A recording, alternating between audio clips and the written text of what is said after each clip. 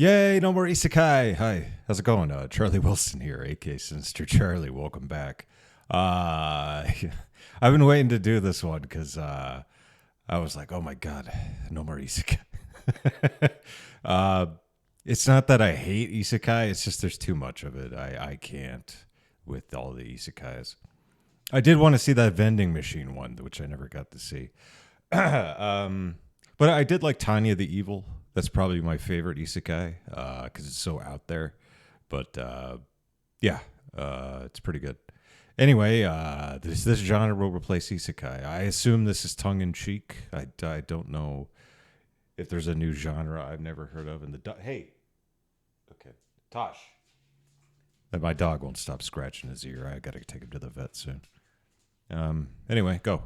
Guys, Good. I think I'm done with Isekai. At this Me point, I've seen too. it all. Isekai with power fantasies, economics, politics, using swords, Swords. smartphones, where the protagonist is reincarnated as a slime, vending Indeed. machine, even a There you goddamn go. hot spring. For the longest time, Isekai was just my comfort food, something I could just turn my brain off and enjoy while using as few neurons as possible. Yeah, I knew it was unhealthy junk food, but sometimes you just want to indulge in something that feels familiar. But eventually, suppose. I've come to realize that as good as it tastes, eating too much McDonald's is detrimental to my health. So anyway, I started eating KFC. Regression Good. is a very popular genre in Korean manhwa and Really? is What the is latest this? landfill dumpster rabbit hole I have once again fallen into. The genre is to manhwa what isekai is to anime and manga, and is about as equally detrimental to my health. Now, if you don't know what manhwa is, I well, don't. it's kinda like manga, except it's spelled like this. Oh, well, And yeah. it comes from Korea. Okay. And a lot of it is way worse than what you can find in manga. Good. Look at this dude. But you know where that last point doesn't matter as much? Trashy power fantasy stories where the main character becomes OP for some contrived reason that I just can't help myself from consuming. Hi, my name's Gigguk, and Hi. I have an addiction. This is a genre that hits all the same notes that got me addicted to isekai in the first place while feeling just different enough that it still feels fresh. Or, in other words, it might not be your OP protagonist in a fantasy world isekai story, but you know what? It sure does smell awfully familiar. So, if you continually question your life choices like I do, but want something a little different to dive into other than the same isekai-filled dumpster truck, allow me to introduce you to Regression. Because if you think your isekai brain rot was as bad as it could get, allow me to show you that your dedication to trashy stories can go beyond a single genre, a Okay. single medium, and now beyond So it's isekai, but with like in Korea, but made by Koreans. Okay. a single nation. But first, ad time. Ads. Before We like continue, ads. I'd like to thank today's sponsor, Asus ROG. Do you like to game? Are you Sure, dissatisfied we all do. that you can't game everywhere you go? Or are you a Don't content I? creator like me and just want to create content everywhere No. and anywhere you are? Well, fear not, gamers, because Asus have just released the new 2024 ROG Zephyrus G16 gaming laptop for all your gaming and content creation needs. 2024 ROG Zephyrus laptops are amazing for both gamers and content creators alike. With their Intel Core Ultra 9 processor 185H and an up to NVIDIA H. GeForce RTX 4090 GPU, what you can accomplish on these things feels practically limitless. Its ROG Nebula OLED panel with G-Sync support also gives me a crystal clear display with a 2.5K resolution, 240Hz refresh rate, 0.2 millisecond response time, and 1,000,000:1 contrast ratio for my long sessions. While the ROG intelligent cooling, liquid metal, improved heat pipes, and tri-fans with second-gen arc flow fans or liquid chamber keep this powerhouse nice. I just bought a gaming laptop probably a couple of years ago for I bought like a pretty cheap one. It was new, but it was cheap. It was like $900. I think I'll keep mine for a while, but that looks pretty sick. And cool. That was a lot of big words and numbers, but what It I was. like is this slick lighting on the back that lets people know you are a Hell gamer. yeah. I mean, I'm going to be honest, this is one of my favorite parts of the laptop. It's light and thin, less than 2 kilograms, and enough of a powerhouse to handle the load whether I need to edit or even stream on it. It's good for gamers and content creators. So, what are you waiting for? If you're in the market for a top-of-the-line laptop, this is the one you need, and this is the one I'm going to be using now. So check up. that link in the description below to get yours today. Thank you very much to Asus ROG for sponsoring this video, and back to whatever I'm talking about. All right, first off, what the hell is regression? Imagine a trope that feels awfully similar to what you get to see in Isekai, but instead of seeing someone getting transported to another world and living their fantasy there, the protagonist gets transported back in time to an earlier point in their lives with all the knowledge of future events intact. Okay. Yeah, that's I think that's like a normal idea that a lot of people have, where it's like if you could go, but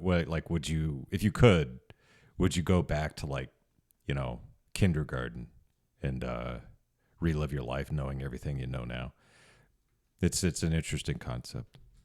Sometimes it's a one-off leap, and sometimes they can regress back as many times as they want with certain conditions. If that sounds familiar to you, it's because, well, it's not exactly a concept we haven't seen before. Tokyo Revengers and Erased are basically a story about two different regressors, and hell, ReZero and Summertime Render's time loop is essentially just a regression mechanic. But now, we're just setting the bar too high. The big difference is a lot of regression manhwa tend to focus on the protagonist using their knowledge of the future as a sort of new game plus approach to their lives. Some use their knowledge to correct past mistakes in their lives or get a revenge of some sort. Most others use it to become really OP in whatever world they're in. Probably a fantasy world with video game elements. Like I said, different trash, same smell. So in that case, the first anime title that comes to mind is... Oh no. Oh, this is not good for me at all. But, like Isekai, there are a lot of regression titles out there. Some are the same copy-paste titles you've seen a million times before. Some actually use the core concept in different ways. So, with more manhwa not only getting adaptations, but becoming some of the most popular anime of the season, and some actual regression manhwa adaptations starting to sneak in through the cracks, like A Returner's Magic Should Be Special, I think this is a genre we are only going to see more of in the future. Alright, you've piqued my curiosity. So, where do I start? Okay, here's what we're gonna do. The original plan was that I was going to run through a bunch of titles, then I realized halfway through writing about the 10th regression with a fantasy backdrop, video game-esque abilities, a dungeon crawling structure with a big mysterious tower to climb, my fucking mind was starting to regress back to pee-pee-poo-poo age. So instead what I'm going to do is just speed run through some titles in different categories and focus on a few that really stood out to me. This way I could show you some of my favorites and prove that not every regression manhwa is a fantasy series where the main character can regress and get super OP because of it. So, let's start with fantasy manhwa, where the main character can regress and get super OP because of it. Look, it wouldn't be a proper introduction without starting off with a series like this, okay? Like looking at Isekai and seeing the same copy and paste Sword Art Online clones, going through manhwa can feel like reading 1,000 different iterations of solo leveling, except hey, this time the main character can also regress. Leveling with the gods is essentially just that exactly, but it's one I actually think was executed. I get the feeling I wouldn't like these, but let's hear them out.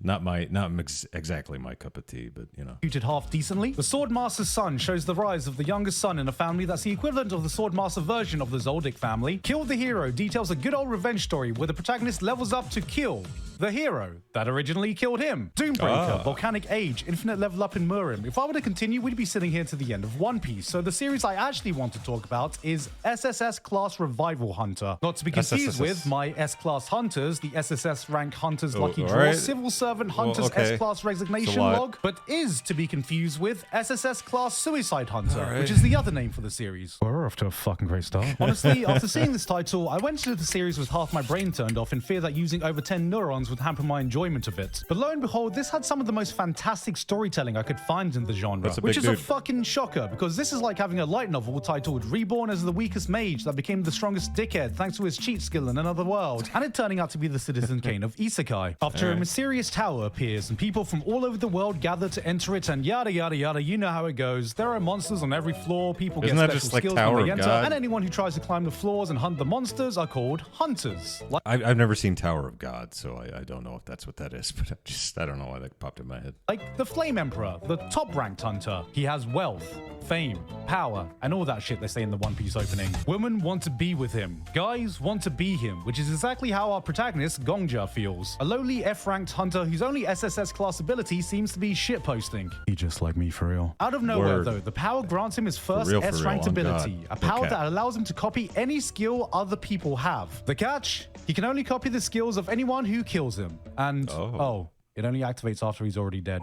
Dejected at gaining a skill he'll never be able to use, he accidentally runs into the Flame Emperor and finds out that in person, he is, how do I say this? A bit of a shit cunt. Gongja gets senselessly murdered by the dude, but as it turns out, the Flame Emperor has a skill that allows him to travel back in time exactly 24 hours every time he dies, which is the exact skill he needs not only to prevent his own death, but also make use of the one skill he has. Okay. Oh, wow, would you look at that? What a coincidence. Who could have guessed this could ever happen? After waking up with his newfound powers, he decides to take revenge, so he travels back in time to a point before the Flame Emperor awoke his powers by offing himself 4,090 times. Okay. okay? Yes, you heard that right. 4,090 times. This motherfucker unalived himself so much, he might as well change his pronouns to was/were. But after taking revenge, the real meat of the story comes when he uses his newfound ability to climb floors, become one of the most respected hunters in the land, and uncover the secrets behind this mysterious tower. Alright, I'm gonna be real here. I know the plot synopsis makes this sound like the most generic, trashy regression manhwa you can find, because it absolutely is. Okay. At the beginning. But as you continue, you come to realize that this is not the generic trashy show you expected it to be. With a lot of these dungeon crawling manhwa, the formula is pretty set in stone. You go up floors, everyone encounters a progressively more powerful monster, everyone wonders how the hell we're gonna defeat it, main character swoops in, saves the day. Yeah, it does sound very paid by numbers. I don't know if I'd like it very much. Powers up. Hey, it worked for solo leveling. It could work another people like 10,000 other times, right? But what sets Revival Hunter apart Never is seen the level solo of leveling. world building and different clear conditions when it comes to every floor. Instead of feeling like a dungeon, each floor is more akin to a different world with its own people, conflict, and hardships. Every stage is so thematically different and presents a different philosophy that Gongja has to face, and he never comes out the same person as when he entered. On the surface, it seems obvious what needs to be done to clear each floor, but as you dig deeper in each world, you realize there is far more going on underneath. This is honestly more reminiscent to seeing Luffy travel to different islands and resolving the different conflicts he encounters. But where the regression comes in is seeing The art Gongja's looks unwavering really commitment to giving each world the one Sorry, it's thing kinda he loud. I thinks feel like I'm every yelling. place deserves: a happy ending. And to do that, he will retry the floor as many times as he needs to get the conclusion he wants. While Subaru is out here learning in Season 2 that maybe he shouldn't be relying on his return by death ability so much, Gongja saw one low-tier god video and thought it was a Mr. Beast challenge. 10 times, 100 times, 1,000 times optimizing every little path, getting a better understanding of every single person, spending more time to truly empathize with the struggles of every floor before coming up with his own resolution. It's never about beating the final boss, it's about giving the characters in the world the closure they need no matter how much suffering it takes to get there. If you have enough patience to get to floor 21, or the mirror mark of this story, you'll be able to see what makes this series special. This is where the series truly comes into its own, with some of the most beautiful storytelling I've seen in this genre. Normally with these videos, I like to save the best till last, but I'll just go out and say that this was my favorite regression manhwa I've ended up reading so far. I came in looking for trash and I somehow ended up finding gold. So if you're thinking about trying any of the titles I just mentioned, this should be it. Whoa, Gigguk, I thought we were trying to get off Isekai. What if I don't want another fantasy show with video game you mechanics? jerk. Isn't there anything more realistic? I mean, sure, let's be real here. The first thing I'd do if I was able to regress back with my knowledge intact is maybe buy a Bitcoin, invest in some Apple stocks. Yeah. Tell Justin Wong, don't do it! He's capable of parrying the super! Well, don't worry, there's a manhwa for that. Except the Justin Wong thing, that was a joke. I would never deprive gamers of the greatest moment in esports history. Past Life Returner is there if you want a series about a guy regressing back and getting rich through hedge funds and financial investments. Yeah, what Medical most of Return us takes would the probably regression formula and puts do. it into a medical drama, with a doctor regressing back to fast track his medical career while making every other doctor look like a dumbass. To Be an Actor does this even better in my opinion, except with a successful actor rising up even faster to stardom again if that one arc in Oshinoko wasn't enough to get your fix. But for a grounded regression drama, I very much enjoyed A Man's Man. Samsung, Hansung, one of the biggest technology companies in Korea, has just appointed their youngest ever CEO, Yoo Yeon-hung. He has it all: power, fame, fortune, and all that shit they say in the One Piece. Except one problem. No one he cares about gives a shit. Hated by almost everyone he's worked with after he's betrayed and backstabbed his way to Hey, that sounds like my life. the top. His wife leaves him on the day of his promotion, and to top it all off, he finds out that one of his closest ex-co-workers has just committed Jump King. So, is there really anything to celebrate about? Alone and despised, he turns to his last remaining friend. A good old bottle of Jack, baby. Yeah, that'll never betray me. Except it does. And he dies. Corporate drama with a regression twist. And while you might be able to guess how this all plays out, the first thing that stood out to me about A Man's Man is just exactly what the protagonist's regression abilities are used for. Of course, with the company's future CEO, with Does he all do it the to make knowledge he friends? has, starting from ground zero again, you know what to expect. He's gonna climb the ladder even faster, play the company politics perfectly to a T, expose all the people who were a thorn in the time he was there, and everyone around him is left dick in hand wondering how the hell a young upstart can play the corporate game so well. But while many regression manhwa are focused solely on the protagonist finding success in whatever field they're in, Yu Yon's energy is put into making sure his entire team finds success and rising up together. He makes sure his co-workers are equally seen, ensures that the actual people doing the hard work are the ones that get the recognition and not the loudmouth bosses standing above them. This isn't a story about a man who gained success. This is a story of a man who already found success but regrets the way he got there. In a sense, there wasn't a single person responsible for the thorny path he took in his first life, but it was the result of the highly toxic work culture that the company had fostered for itself, and it's that culture that Ninja Sanji. Yu Yon is really fighting against, not by completely destroying the company, but changing it from within. Yes, this is a power fantasy, but it is a power fantasy for anyone who's ever worked in a big corporation where you feel absolutely insignificant and sometimes daydream to yourself, fuck me, if I was in charge, I'd be able to get rid of all these rotten parts I have to deal with on a daily basis, humble some of these overconfident, useless... I was trying to place the music. It's like a different version of The Office. That's good. I like that.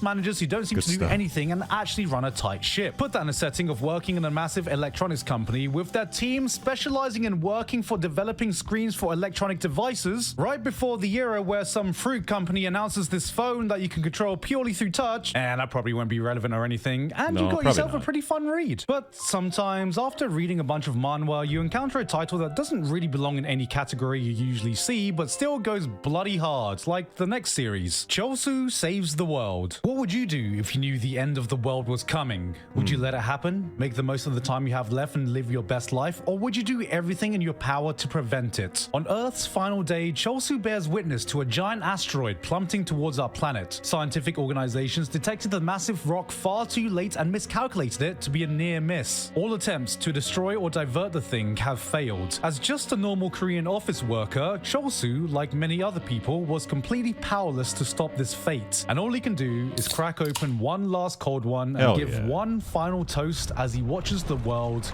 come to an end. But we all know this is a regression story where the end is just the beginning of the end. Again, Chosu wakes up decades earlier as a kid. No mentions of any asteroid, no one panicking at the end of the world, just one lone boy armed with Windows 2000. Hell yeah. Or, Microsoft Windows 2. I'd rather go with XP, but you know, I'm guessing isn't that XP? I don't know. 2000? Oh, we're doomed. With his knowledge alone of Earth's inevitable fate, he gathers his strength, looks up to the sky, and goes, "Oh, that asteroid's going down. I don't want to close my eyes. I wish it was that epic." Chosu Saves the World takes the summertime render approach. He tries to save the world. There's a couple of anime that I really want to see that I haven't seen. Summertime Rendering, and then there's a bunch of them this year. Fails, and every time he does, he wakes up 3 months past where he woke up on his previous attempt. But unlike Summertime Render, each loop is not days or weeks, but are decade-long attempts to explore the question of, is it realistically possible for a single person to save the world? Which, if you think about it, is pretty damn difficult. You might know an asteroid is coming to hit Earth, but what the fuck can you do? You're the only one who does, and you're just a bloody kid. The rest of the kids around you have just graduated from shitting their pants phase to eating boogers phase. Even if you have decades, what is the right approach to take to correct the course of history? Let's say you want to warn NASA super early that there's an asteroid coming. Well, you're just a fucking nobody kid who sounds like you're run-of-the-mill crazy person. You're just a little kid who watched 2012 once and thought it was a documentary. Plus, they've already detected it before and thought it was going to be a near miss, remember? Do you really think they're going to take your word over their own scientific minds? Tough luck, kid. Go back to shitting your pants. Yeah. Alright, well, I have decades, so how about I study astronomy and get myself into a position where I can develop anti-asteroid technology as early as possible so we'll be ready when that asteroid gets detected. Okay, now we're getting somewhere. But this raises a different issue. How do you get into a position influential enough where you can do such a thing? Where the hell are you going to get funding to pursue a project that will seem totally irrelevant until it's too late? Shall I hit up Daddy Elon to pump all his money into this instead of buying some bird website? Maybe I can convince coffee enthusiasts to use a percentage of their enthusiasm for developing a better cup of coffee into developing tech that could save humanity. And brew a cup of coffee. Loop after loop. Layers get added to the plan. More. Did something happen with him and coffee? Problems arise that need to be overcome. Time the hell gets happened, wasted Gigguk? specking into the wrong tech tree. Maybe you find out that a solution is theoretically possible, but you need to influence the technology infrastructure first to make it viable. This hits a grounded sci-fi drama itch I haven't felt since watching The Martian. It does sound like a pretty good with a little concept. sprinkle of Steins Gate, and you have a title I finished in a single Bang night. energy. If you can keep your suspension of That looks disbelief like a in bang. check, especially in season 2, and buy into this fact that every single influential person humanity ever needed is conveniently placed in this one school, then for the most part, this was an absolutely gripping and grounded exploration of what could happen if we needed to advance our space exploration infrastructure, especially when real-life proposed solutions I could find for stopping an asteroid go something like, How about this? Oh no. What's up, The Phil? laser bees. oh, what's this? An asteroid is on its way to destroy all life on Earth? Send out the laser bees! That pretty much sums If you don't know, he's not an actual scientist. He's an engineer. But it's kind of science, I guess. up my introduction to regression. He went to manhwa. school for There 4 is years, One so- more title I was planning to talk about that's not technically regression, but definitely takes the core appeal and spins it into its own unique thing that I feel has the potential to be the next big thing after solo leveling. But, you know, I think that deserves a video on its own. So, until then, I'm Alright. going to take a break from my Isekai and regression brain rot for real this time and start diving into some good, critically acclaimed anime again. What's this? Oh. Cultivation manhwa from China? Uh-oh. Oh no. Hey guys, hope you Hi. enjoyed that video. I did. Thank you very much this month too. Author Okay. Eckstein. Yeah, there we go. Good stuff, Gigguk. I liked it and I subscribed. Okay. Oh God. Yeah, so thank you very much for watching. There's a bunch of stuff I haven't checked out this year. I don't think I can get into any kind of Korean manga. I think that's too much for me. Why am I changing colors? Anyway, thanks for watching. Please like and subscribe down below.